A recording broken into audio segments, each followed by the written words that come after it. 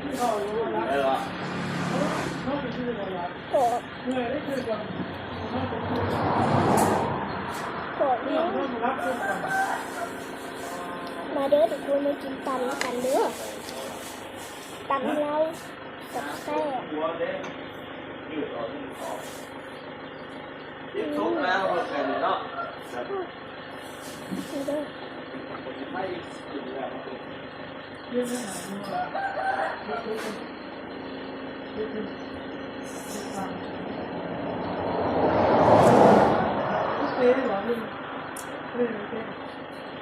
เอาไปตีมาลบกัดไป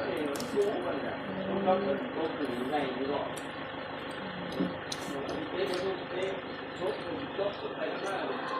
มาเด้อทุกคนมากินกันเดี๋ยวเรียกกันทีนี้เลยจ้ะโอ้ยผมให้กับทางขึ้นกันนะ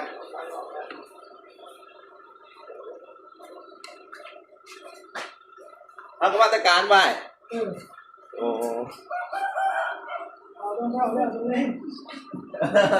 เอาเท่าไรแล้วไหมหมอ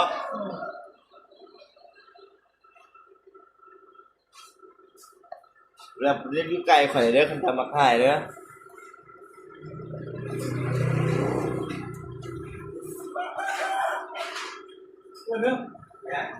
สเตียนเนาะมีกระตาไว้เขาอีกได้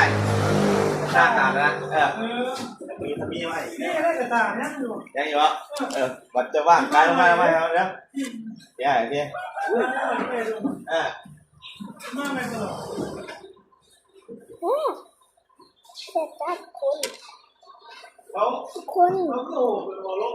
ไม่กินกันด้วยเขาล้างมือเด้อขออนุญาตใส่มือเลยเขาล้างมือแล้ว